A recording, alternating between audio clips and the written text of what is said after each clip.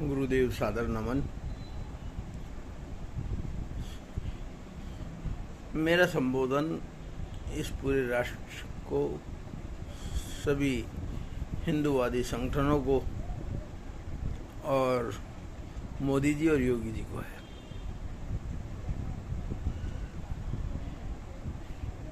जो कुछ हमें दिखाई दे रहा है, मैं अपने गुरुदेव की आज्ञा से अपना संपूर्ण जीवन और अपना सब कुछ इस राष्ट्र और गौ माता को संकल्पित और समर्पित कर गौशाला शुरू की थी। और शायद वो हमारा बहुत बड़ा अपराध था, क्योंकि लोगों की जो सोच है वो बहुत ही छोटी है। और कुछ लोगों ने कहा भी, स्पष्ट तौर पे कहा कि अरे मित्तल जी, आप तो 4 गायें लेके आए थे, 400 जो है 250 से 500 कर ली, आप तो टाटा अंबानी बन गए। आपने जो है गोचर भूमि पर कब्जा कर लिया, ये तो अरबों रुपए की जमीन है। मैंने उन्हें स्पष्ट तौर पे तब भी कहा था कि ये जो गौशाला है ये राष्ट्र को समर्पित है, संकल्पित है।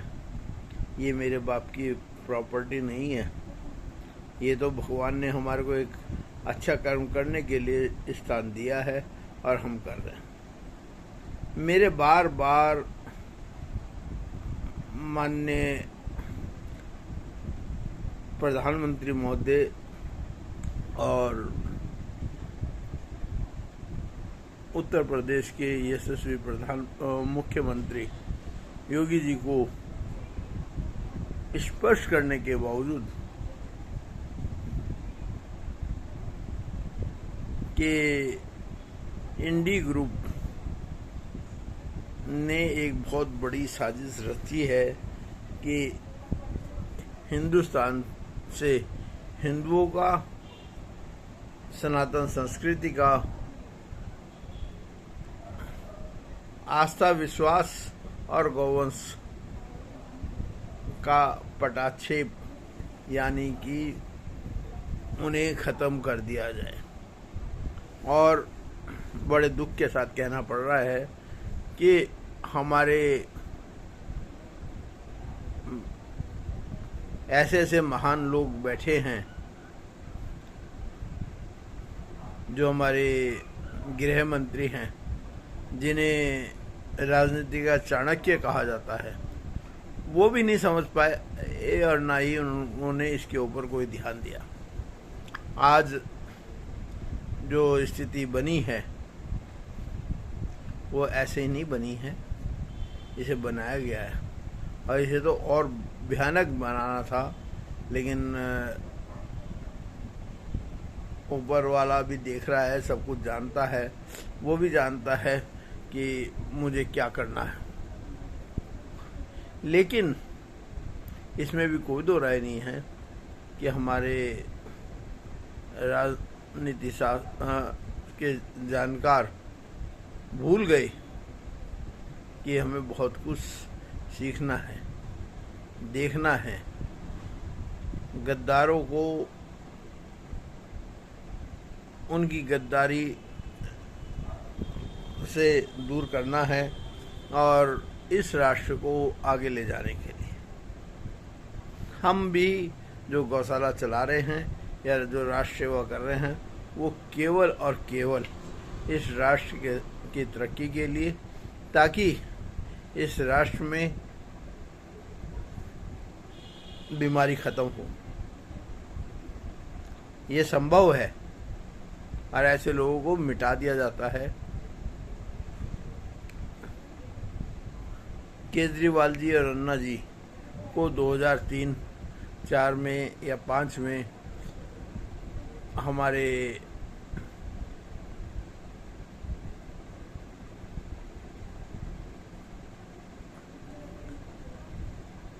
भाई राजीव दीक्षित जी ने पूरी तरह से साफ कर दिया था कि ये अमेरिका के एजेंट हैं और ये अमेरिका का भला करने के लिए यहाँ पर आए हैं। तब तक इनकी राजनीति में आने का कोई वो नहीं था। राजीव दीक्षित जी हिंदुस्तान की व्यवस्था बदलने के लिए राजनीति में आ रहे थे और उन्होंने आज़ादी बचाओ आंदोलन का शुरुआत की थी और एक बहुत अच्छी तैयारी की थी और बगैर किसी पार्टी के नाम के वो राजनीति में आ रहे थे। 2007 में या 8 में उनकी मीटिंग थी। उस मीटिंग में अन्ना हजारे और केजरीवाल बिन बुलाए मेहमान की तरह पहुंचे और उनकी सारी की सारी प्लानिंग को समझा करा और शायद 10-11 में या राजीव भाई को किस तरह से खत्म किया गया, उससे किसको फायदा मिलना था, बड़ी साफ सी बात है।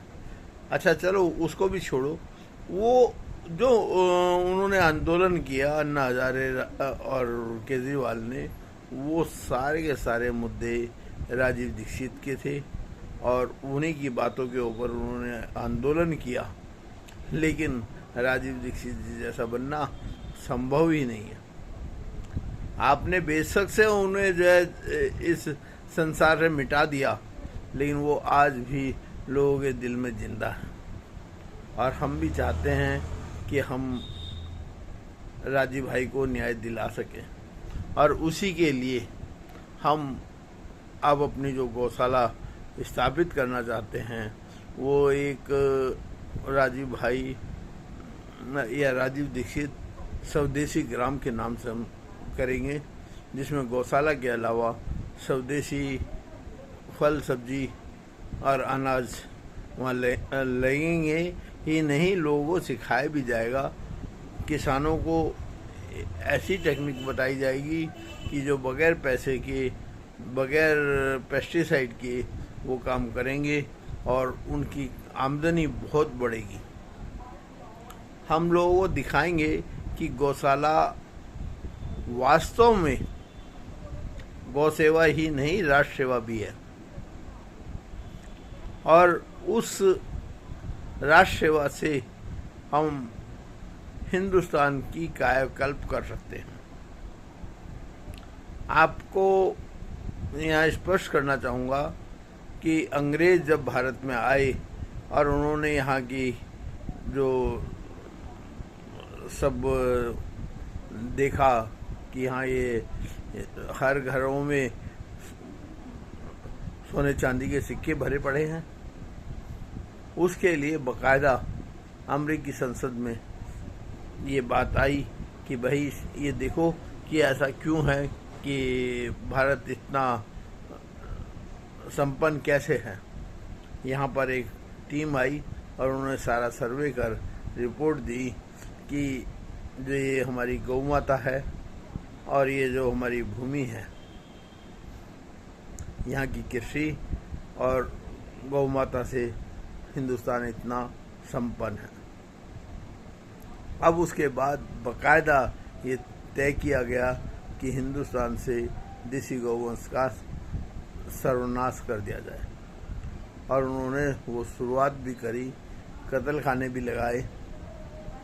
लेकिन बहुत दुख के साथ कहना पड़ रहा है कि आज हम कहने को तो आज़ाद हैं, लेकिन हमारे राजनेता भी उसी ढर्रे पे चल रहे हैं। वो केवल स्वार्थवश वो सब कुछ काम कर रहे हैं कि जिससे गौवंश का नाश हो रहा है, स्वदेशी गौवंश का नाश हो रहा है। हमारे द्वारा दिल्ली के गीता कॉलोनी क्षेत्र में गोचर भूमि पर गौशाला का निर्माण किया था और मात्र 2 गाय से शुरू किया हुआ कार्य हमारा जो है 250 और 250 से 500 तक पे पहुंचा और उसके बाद अचानक जो सब कुछ हुआ, हम दिल्ली हाई कोर्ट में गए और दिल्ली हाई कोर्ट में मेरे द्वारा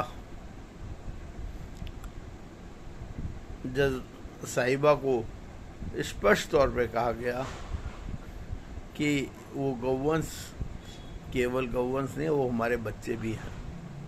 मेरे आंखों से आंसू आ गए और जज साहिबा समझ गई कि क्या सही है क्या गलत। लेकिन बड़ी दुख की बात है कि दबाव के कारण या स्वार्थ के कारण वो न्याय नहीं दे पाई, जबकि उन्होंने वहाँ पे बोला कि मैं तो इनके आंसू देखकर पिघल गई थी, लेकिन G20 के कारण मुझे बहुत कुछ करना पड़ रहा है। बहुत ही